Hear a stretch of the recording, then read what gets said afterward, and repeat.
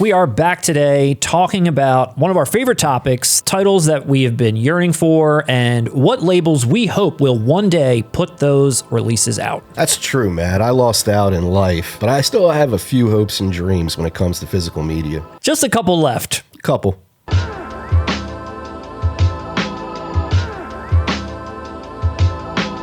We're going to kick this off by a long overdue 4K that I know has millions of fans that agree with me, Joel Schumacher's Falling Down. This movie is a 90s masterpiece. I would say it is Joel Schumacher's best film. Michael Douglas is unnerving. This story unfolds beautifully. It's tense. It looks incredible as far as LA being the setting. Such a great pop culture gem of a film and long overdue for 4K. Arrow, this would sell like hotcakes. Yeah, a thick, hard box Arrow edition of that movie. Let's get Michael Douglas back. Let's get some retrospective feature on Joel Schumacher's career. Give me something. I feel like Arrow would be a great label to put that out. Great pick, Russ. My pick for Arrow is The Fly.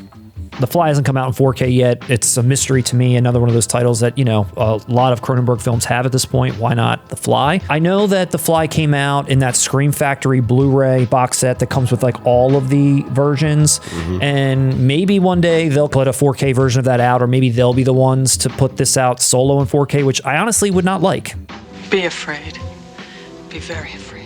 Scream Factory's got their place, and I don't think The Fly belongs in a standalone Scream Factory release. I think it deserves like some hard box treatment, and at one point I went second sight in my mind, but I feel like maybe we could get like a UK only hard box edition of The Fly from Arrow. We're long overdue for this film, and I could see them doing a great job. Well said. I completely agree on all fronts. I would not want a 4K box set. Correct. And I'm a fan of the sequel, but you're right. Cronenberg's original deserves its own box, its own deluxe presentation. Last year, Russ, your pick was The Love Witch, and mine was Terminator, and then we ended up getting this. You must be pretty disappointed. For Criterion, Matt, I am going to go with the Lars von Trier film Dancer in the Dark. Now, this one baffles me because Criterion has damn near released his entire catalog, at least on Blu-ray. This has been relegated to the dumpster of the DVD New Line Platinum series for 20-some years now. For a Lars von Trier film, I think this is his most accessible. It's a gut punch of a film in terms of the ending, but it's a great emotional journey. I think the payoff is well worth it. It's sad, but a very emotional core to it. I wouldn't expect any new special features. I believe Bjork has spoken out about maybe some abuses that took place on set, but the film is a marvel. It is a musical. It's visual. You know what, honestly, just give me a Blu-ray at this point, but we all know we need that 4K. And I just think this title deserves more justice on physical media than it's received, man. And if you can't get that, you'll settle for House Party. I will never settle for House Party. There's going to be a riot very soon. It's like that, huh? Last time I asked for 21 grams from Criterion, and I still haven't been fulfilled on that yet. So I'm going to move on to There Will Be Blood, the Paul Thomas Anderson classic. This movie, first of all, hasn't come out in 4K yet, so come on, why not? Punch Drunk Love from Criterion at this point. Warner Brothers is going to put out Boogie Nights. I think Phantom Thread has been out in 4K. You could see the studio themselves snatching this up, but I feel like of all of his catalog, next to Magnolia, this one is one that I could see Criterion putting out. Just something about it that I feel like speaks to the Criterion crowd and the audience of Criterion, and I think it's long overdue. I don't want to talk about those things. Kino, one of our favorites. Kino's a hard one to pick, Matt. I said this last year too, I believe. They dabble in every genre. I'm going with the 1994 epic Above the Rim. Honestly, this movie's kind of ridiculous, but it is one of the greatest, most entertaining, rewatchable movies you will ever see. And honestly, Matt, I think Tupac needs more 4K. I don't give a fuck. I actually think he has a pretty strong filmography, surprisingly, and I want to see more than Juice. I understand Above the Rim didn't win any Oscars, so I feel like this is in Kino's lane. I feel like you could get Marlon Wayans to come back and talk. Leon. Who's Leon? He's a dude from Cool Runnings, man. I didn't know he went by Leon. He either goes by Leon or dude from Like a Prayer. I need a Rest in Peace Nutso edition of Above the Rim. For my Kino pick, you disagreed with me before we did this video, just like you disagreed with me last year with my Kino pick, because last year I picked Demolition Man for Kino, and you said, absolutely not, it's Arrow. And what happened? It came out from Arrow, and I looked like an idiot. You really licked his ass. But I still say it could have possibly been Kino, and I feel like this is another one that I said the name, and you said, no way, it's Arrow. And I'm going with Under Siege, the Steven Seagal classic that is long overdue in 4K. I don't even have a copy of it here to hold up, but we need this in 4K like yesterday. I'm thrilled to death to hear that. Yeah. You said that you feel like it has a little bit more prestige than some of the 90s action gems that Kino puts out, but I feel like this is maybe that occasion where Kino gives you the perfect action film that you've been waiting for. You are right. It is not completely out of the realm for Kino to put out Under Siege, but in my mind, it makes way more sense coming in a box from Arrow. It does have that level of class. And I know that sounds funny because it's a Steven Seagal movie, but dude, take a journey back in time. This film received good reviews. It stars Tommy Lee Jones. It has a budget. It has Gary Busey in drag. It has everything. Do I look like I need a psychological evaluation? When I watch most Steven Seagal movies, I'm fucking laughing. People actually watch Under Siege as a straightforward film. It's great. It is a good to great Die Hard ripoff. And it's easily Seagal's best movie. Taking all that into consideration and the fan base I know that would support it, I just see it as Arrow. It could be, but I'm going to stick it in Kino, and we're going to see if I'm wrong again or if this time I can be redeemed.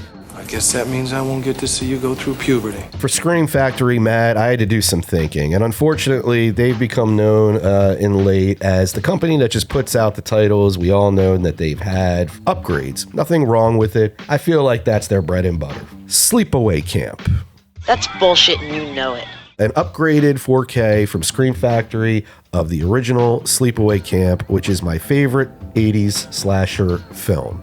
I would also take it a step further and suggest they do all three. If they can't do this, I'm perfectly fine with showcasing the OG, which is the best film of all three. It's about time. I mean, there's a huge, I think, enough fan base out there. I think 2025 is the year. And last year you said The Night Flyer. I still feel like Night Flyer is in Could fit. is in their wheelhouse. I'd love to get that. And last year I said Sphere, but I also alluded to one other one that I'm going to actually put in the slot this year for Scream, and that's Big Trouble in Little China. How many John Carpenter 4Ks do we have at this point of all of his catalog from Scream Factory? This is like literally, I feel like the last one. And this is one too that I feel like is ripe for some gigantic, $300 collection with vinyls and pins and dolls. And it's like a stress ball with that like eyeball thing. A business card with the president's phone number in case Jack doesn't come back. Call the president. And I will say, I don't mind Scream putting this out, but I would really love a traditional hard box for Big Trouble in Little China that like Arrow or someone would do. I think that title deserves a box. But, I mean, I also understand it being Scream Factory as well. If Arrow could grab it too, awesome. But I feel like we need this from Scream Factory at this point. What's the holdup? Well, you probably got a bestseller on your hands. For Second Sight, I am going with The Menu, starring the witch herself, Anya Taylor-Joy, and Ray Fine, and a gentleman, Matt, you and I are both huge fans of, I believe, Mr. John Leguizamo. This movie was so clever, caught me off guard. Sharp satire without beating you over the head with a point. Ray Fine is incredible in this. The cast is having a blast. It unravels in front of you just as it does for the characters. This was a great movie, deserves love on physical media, and I feel like it would sell. And I think it is in Second Sight's wheelhouse. I was so surprised by this movie when I saw it. I loved it. And as I was watching it, I was thinking to myself, I can't wait for this movie to come out in 4K. All the close-ups of the food, everything looked great. I was like, wow, this is really going to pop in 4K. And then when it got announced for Blue only, why? It was like, what? What a slap in the face. I, to this day, haven't picked it up, despite the fact that we should be supporting physical media with our dying breath. Well, I understand. Well, last year, Russ, you said Late Night with the Devil, and it came true. So I feel like you've got the magic touch. Last year, I said A Ghost Story, and it still hasn't come out, so my picks obviously mean nothing. I'm going to select a title that I know there's a huge fan base for. People are waiting for this movie to come out in 4K, and I feel like Second Sight is capable of doing this and possibly will be the ones to do it. So I'm going to put out good vibes for Children of Men. Too late. World went to shit. This is just a movie that I'm always waiting to see get put out in 4K. It's an esteemed director, and like this is also a movie with a lot of clout that a lot of people love. And I just don't know why this hasn't made that jump yet. I don't know if there's something holding it back, but every so often we'll get comments all the time like, where's Children of Men? I need Children of Men. That movie's got a little bit of a prestige to where I could even maybe see Criterion putting it out. But Second Sight would do a really nice job, I'm sure, representing this film in a great box, great booklet, great packaging, all that kind of stuff that they do. Excellent choice. You're absolutely right. I get a Second Sight vibe from that, or Criterion, but for some reason I'm being pulled to Second Sight with it as well. Second Sight, make it happen. Like that.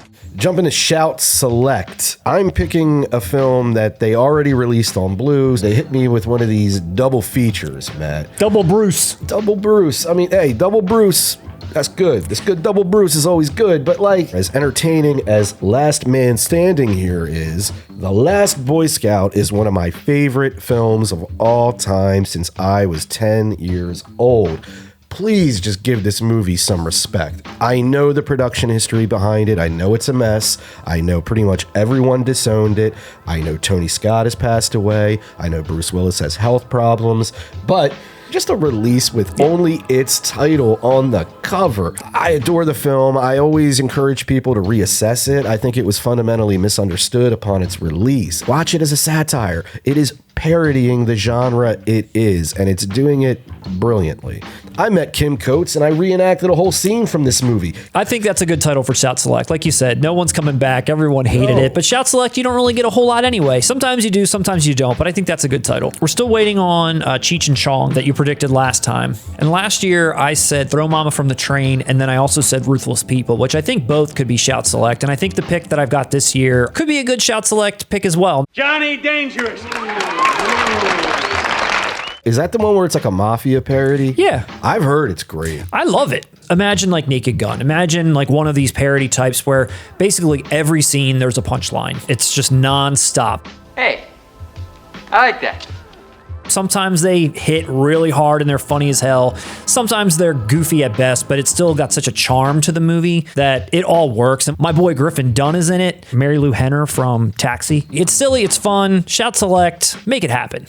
That's very sweet, but it's very unrealistic. So lastly, Vinegar Syndrome, the last boutique label we're going to predict and talk about titles we need in 4K. For years now, the three things I always heard the community complain about was we don't have James Cameron, we don't have David Fincher, and where is 1994's Clifford starring Martin Short and Charles Grodin? Absolutely. I saw this movie recently for the first time. It is hysterical, and not even in a so bad it's funny. Although it is that way in parts, it is actually legitimately funny. Give Clifford the respect he deserves, or he's going to come and terrorize your uncle. You see this as a VSU or a... I do, because to me, again, this is a 90s sort of off-ball, odd choice. What is it going to be, Criterion? Frisbee.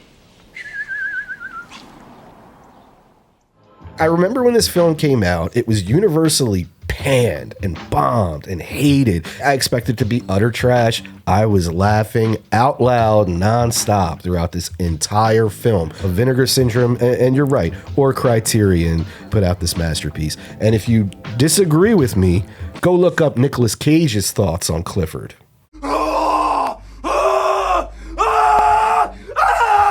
Shortly after actor Nicolas Cage won an Oscar for his performance in Leaving Las Vegas, Short saw him on an airplane that the two were traveling to the same destination on and went over to personally congratulate Cage on his Oscar win. In response, Cage told him that he loves this film so much, particularly the scene between Short and Charles Grodin, in which their characters are in a kitchen and Grodin pretends to show Short how to play baseball with a breadstick, that he broke his VCR and VHS copy of the film from rewinding that one scene and rewatching it so many times. He told Short that he was a genius. Short was very surprised and flattered because he thought most audiences had ignored and forgotten the film at that point, and was surprised to hear that from a highly regarded peer in Hollywood. Teaches him to play baseball with a breadstick? Need I say more? That's true. Well, I struggled a little bit with my Vinegar Syndrome release, as you know, because I was really confident that one day I was going to see them put out a VSU of Tango and Cash, and you just shit right on it. Welcome to America. I could see it. Roadhouse makes me see it. Kino, maybe even Arrow. Somebody's going to have to pay top dollar to get Tango and Cash on their label. If you want Jack Palance, you got to pay Jack Palance's price. Remember when Palance is like, hold on, Tango, Cash, we're going to set them up and they're going to meet. It's like a little mice. You do a great Jack Palance. Tango and Cash. I'm going to shoot for the stars. People at home are going to probably agree with you and say that Tango and Cash shouldn't be there. But if Vinegar Syndrome's watching, and I know that they are, and I know they've been really saving up for like big, juicy, meaty titles, ones that maybe did do really well in the box office, ones that people do hold in some high regard. It's not on the same level as Congo. Maybe it's not on the same level as Virtuosity. Maybe it's not on the same level as Beastmaster and Daryl and Six String Samurai. It's above those. Exactly. Rambo is a pussy. I would happily buy a VSU Tangy. Tangy. And if you're not going to give me Tangy and Cash, upgrade my zombie army to 4K. Make sure that my 7-year-old self can be seen in ultra high definition. We need Matt's 7-year-old psycho stare in 4K. That has haunted my dreams ever since I saw it, Matt. Where did you draw the inspiration for that scene? They just said, look crazy, and that's just the face I made. If I need a hard Magnet Class box, they want to write a booklet, give me a call. I was in the movie. We'll do a commentary. There are living people who made, produced, edited this film, and starred in it. My high school math teacher stars in it. You're lying. Those are some titles we need in 4K. It's a good amount of titles that I feel like all of them, despite what label might end up putting them out, all of these need to be in 4K. Fingers crossed still for just one of the guys, Sony Steelbook. I don't want to leave this video without throwing that out there one more time. And Criterion, you're on watch. House Party, I'll give you another year. If you like this video, let us know below. Let us know what titles you're still waiting for in 4K. Let us know what boutiques you want them to come out from. Give us a thumbs up. Subscribe if you haven't already. Go check out some other videos we've put out, including some reviews. We got top 10 lists. We got all kinds of different retrospectives, and we live stream every other Wednesday. The day Matt and I hit 20,000 subs, Wesley Snipes promised to let us know what his favorite television show of all time is. Brady Bunch. Thank you, and we'll see you next time.